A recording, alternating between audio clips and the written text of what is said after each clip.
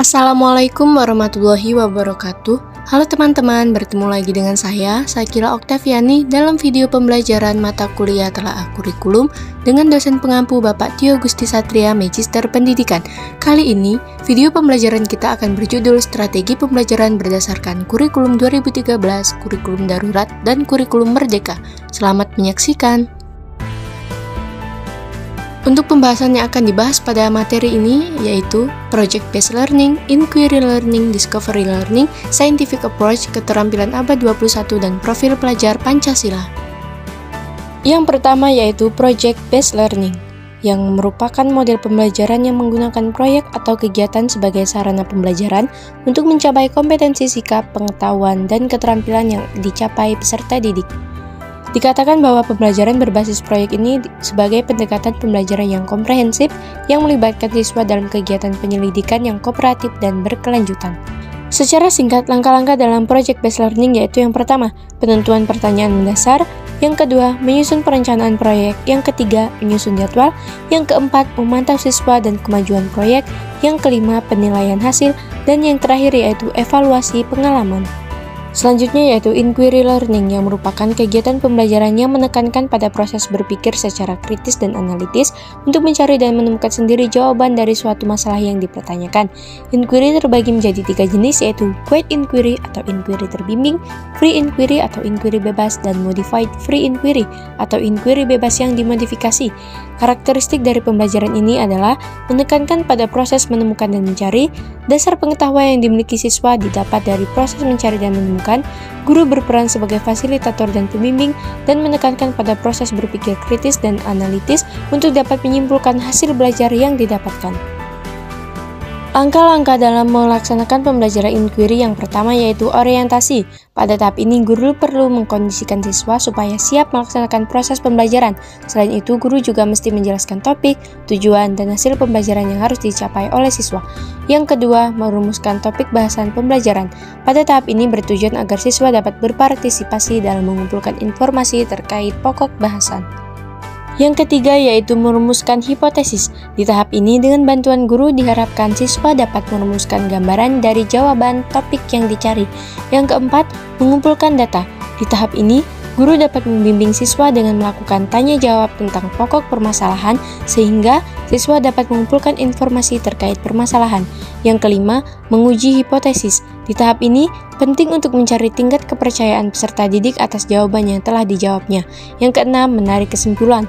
Di tahap ini, guru perlu membimbing siswa untuk menarik kesimpulan dengan memilih data yang paling relevan di antara semua data yang telah dikumpulkan. Yang selanjutnya yaitu Discovery Learning, yang merupakan pendekatan pembelajaran yang menekankan pada eksplorasi dan penemuan sendiri oleh siswa dalam memperoleh pengetahuan dan keterampilan. Dalam pembelajaran ini, siswa diberikan kebebasan untuk menemukan jawaban sendiri melalui pengamatan, eksperimen, atau penemuan sendiri. Dalam metode pembelajaran Discovery Learning, siswa secara aktif mencari jawaban dan solusi atas pertanyaan yang muncul dalam benak melalui interaksi dengan lingkungannya untuk memperoleh jawaban dari suatu permasalahan. Karena bagi siswa, bermain memberikan kesempatan bagi mereka untuk melakukan interaksi dengan lingkungannya. Melalui kegiatan bermain yang bermakna, siswa dapat mengembangkan pengetahuan dan keterampilan yang dimiliki dengan cara yang lebih menyenangkan.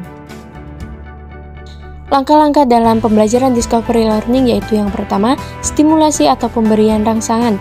Pada tahap ini, siswa dihadapkan pada sesuatu yang menimbulkan keingintahuannya sehingga merangsang siswa untuk ingin tahu lebih lanjut tentang apa yang akan dipelajari. Yang kedua, identifikasi masalah. Pada kegiatan ini, siswa diberi tugas untuk mengidentifikasi masalah-masalah yang muncul untuk dipecahkan.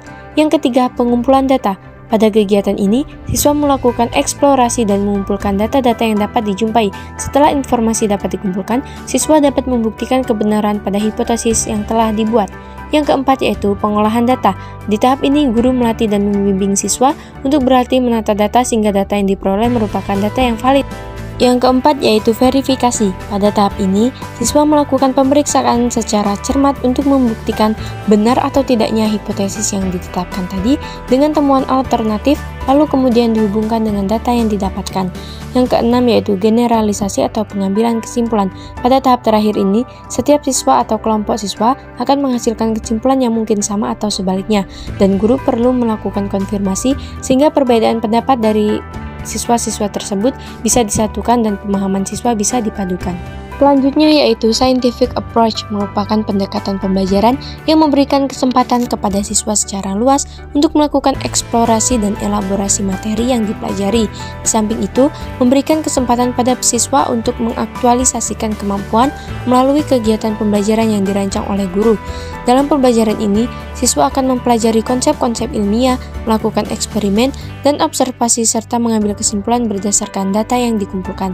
Kegiatan-kegiatan yang dikembangkan dalam pendekatan saintifik dapat memicu untuk muncul dan terciptanya berbagai pengalaman belajar yang diperoleh siswa dengan melibatkan seluruh panca indera, fisik dan psikis siswa sehingga membantu mengembangkan berbagai potensi yang dimilikinya.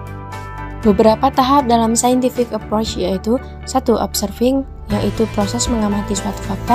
Yang kedua, questioning, yaitu proses menanyakan atau membuat hipotesis segala sesuatu seputar fakta yang diamati.